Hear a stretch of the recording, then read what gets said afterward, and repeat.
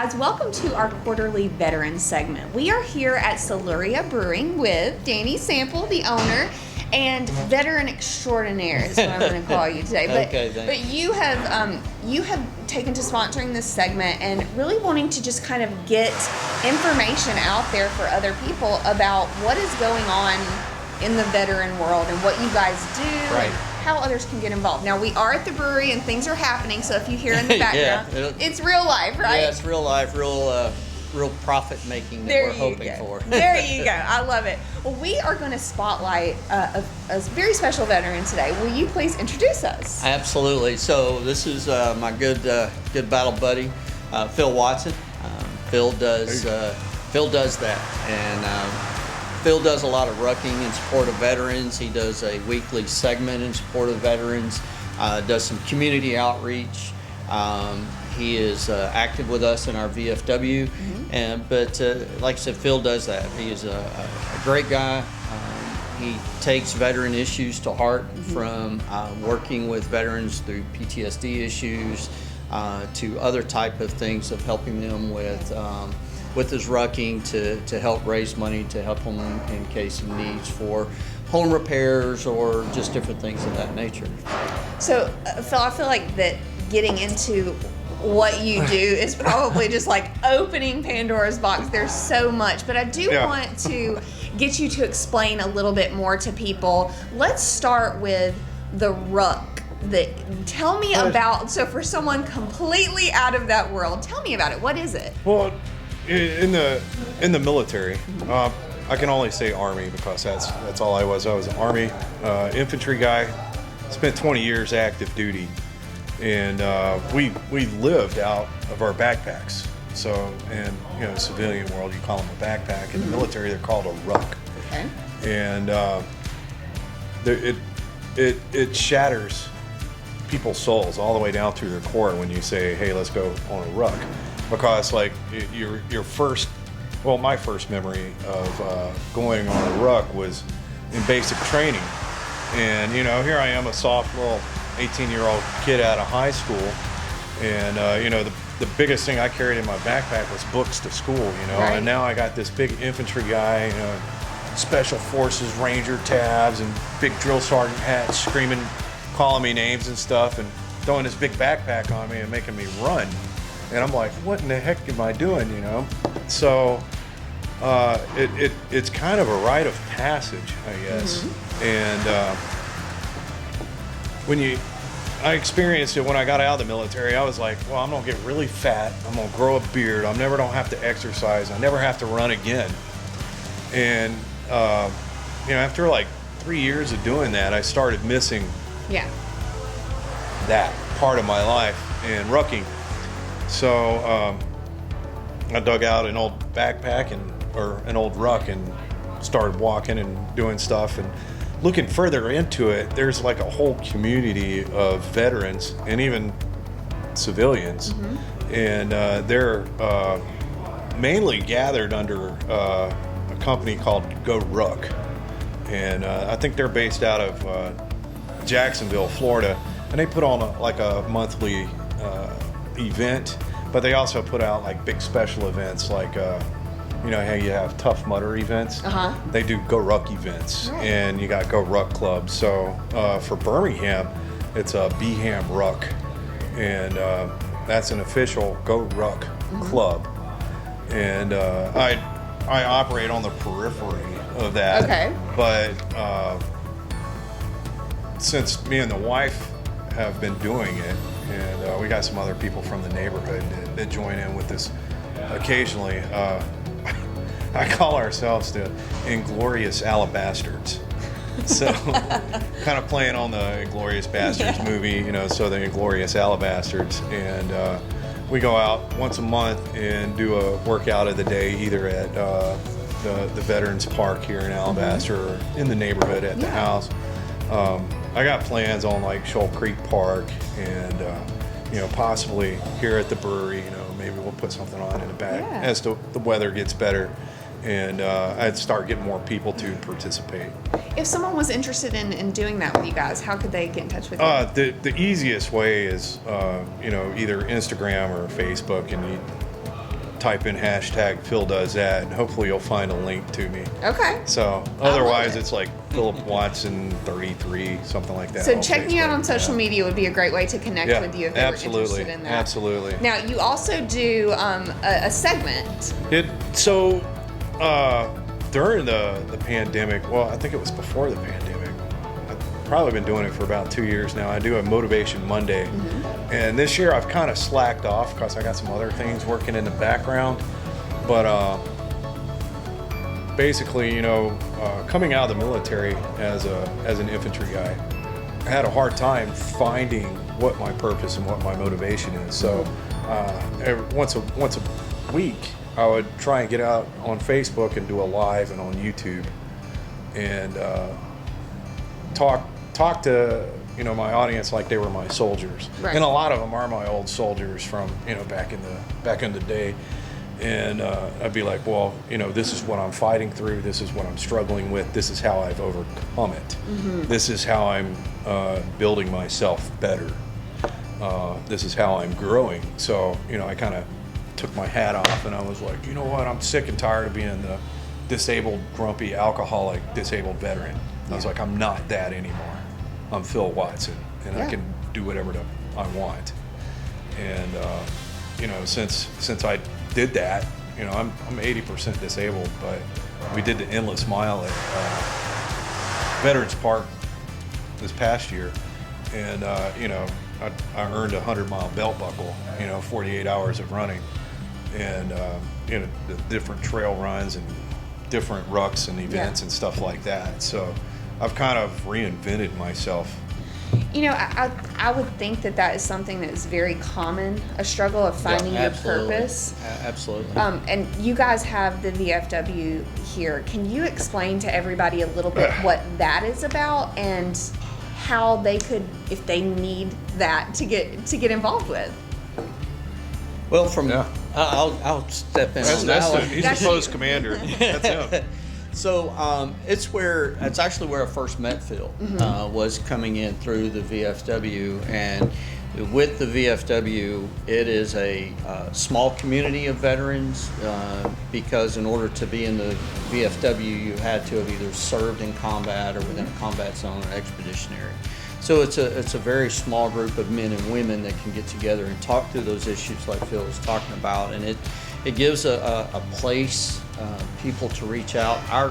The hashtag of VFW is still serving veterans, and so people like Phil that are still serving veterans, and what we try to do with the VFW is still serve veterans. The things that we do, we've had cookouts. Phil's helped with cookouts, or to be able to raise money for relief fund to help a veteran that may be down on his luck, that may not be able to pay an electrical bill. Mm-hmm. We are able to do that. We paid car notes, we paid car insurance, we bought groceries, we adopted a family for Christmas. So it really gives a community of veterans that chance to talk to one another concerning things that we have go through our head that may not translate well in the civilian sector. Right. And one of the things that Phil talks a lot about, and what he was discussing, that this is gonna sound strange to someone that hasn't been in the military or maybe has gone through some things, about coming to terms with a different type of relevancy. Mm-hmm. So for veterans, it's always been a struggle because we're always seeking to have a mission to fix,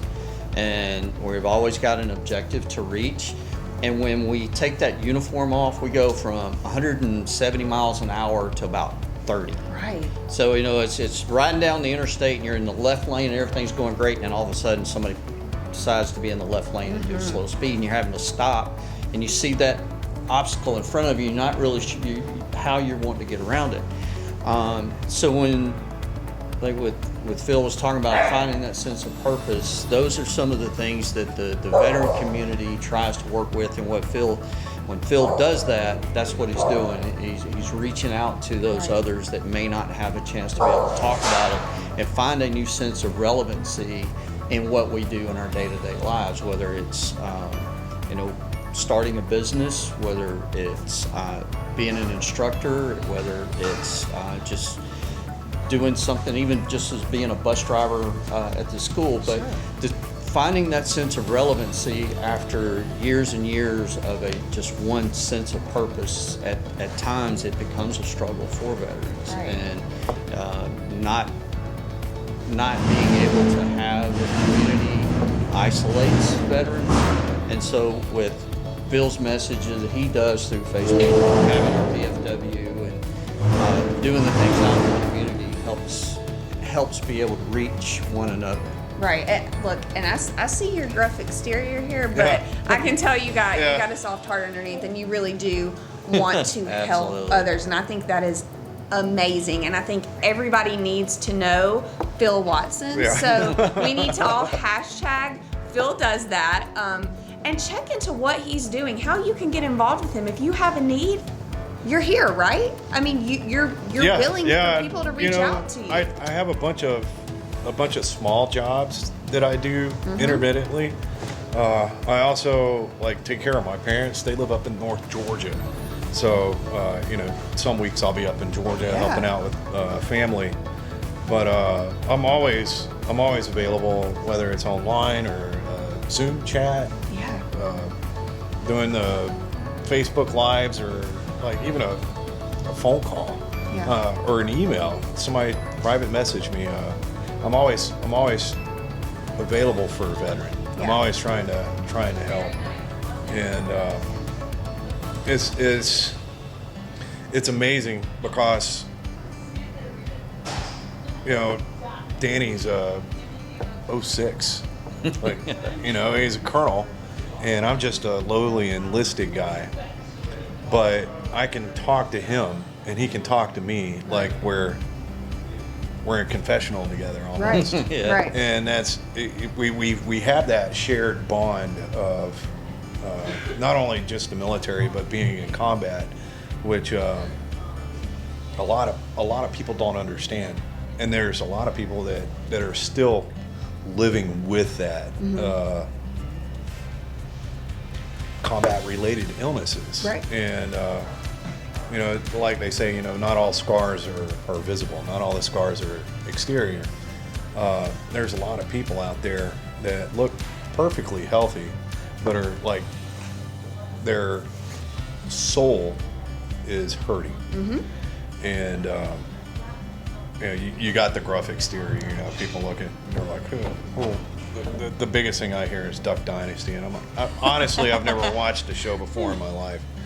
But because of the beard, but the beard is that's Winona. That's Docs. It's real life. Yeah. She's the beard is I had to shave every day for 20 years, and since I don't have to shave every day now, I get to grow my beard out. So it's like a blessing to me, And people are like, well, you look homeless, and I'm like, if I am, so what? Well, I think you're very relatable to people, and I love doing these segments because I am not in the world. I don't have a veteran in my family, immediate family, so I learn so much, and that I'm hoping that others in our community will learn more, be more aware of what's going on.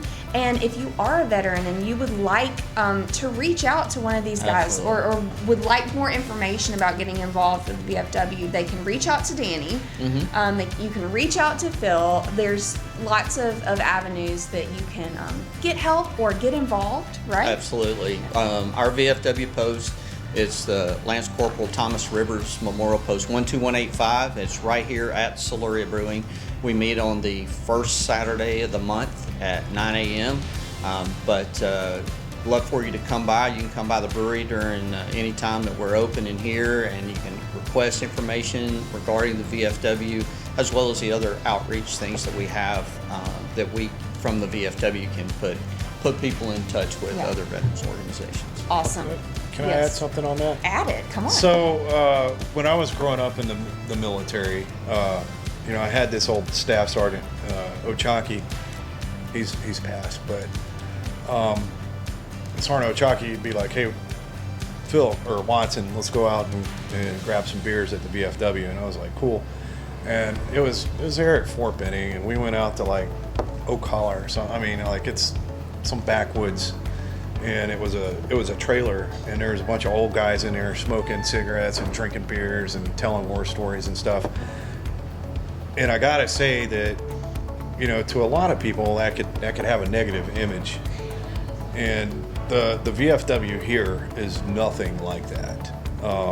Yeah, we're at the brewery, but there's no beer available during the meetings and stuff like that. There's no smoking, and we are more centered on actually focusing on the veterans' issues and taking care of what the root of the issues is, instead of trying to self-medicate and all this other stuff.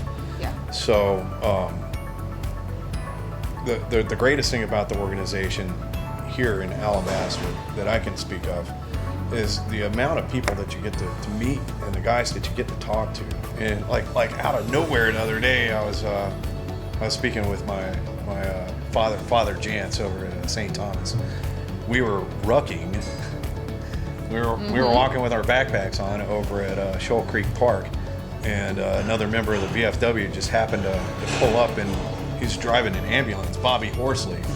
This dude's a legend, like special forces, veteran, all this other stuff, and he's still out like serving the community as an EMT. But you know, just having resources like that you can tap into is a blessing. The VFW does provide money and financial relief and everything else, but the greatest part of it is you're able to connect with another veteran who's had close to or the same experiences as you have. And there's a bunch of like Vietnam and Korea veterans and stuff like that, but at the same time, there's a lot of Operation Iraqi Freedom, Afghanistan vets, Kosovo conflicts, Balkan wars, all this other stuff that we've deployed to.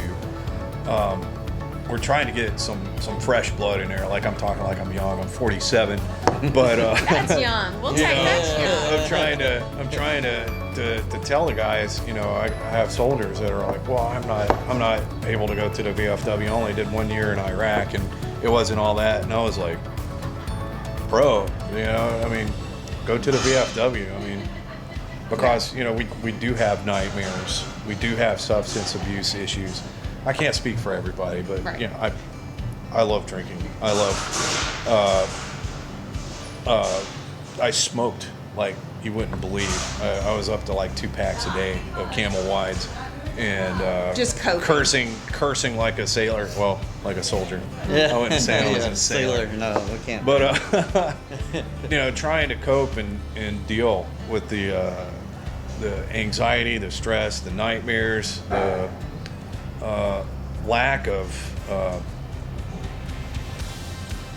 spiritual intimacy. We'll say that, because you know, I came back I can't say damaged, but disconnected. Right. And I'm not a glowing success story by any means, but I can tell you right now that I am probably the happiest person I've been since I was like 6 years old. So I'm a happy person now, and that's all that matters, right? Well, I really appreciate you guys coming on, sharing your story, allowing him to come and introducing us to Phil. This is awesome. Guys, we will join you again in another few months with our veteran segment. I can't wait. Danny will have something great for us, I'm sure. I got a couple more in mind to line up through the rest of the year. All right. Well, we are excited. Thank you guys so much for having us, and we appreciate your stories. Thank you.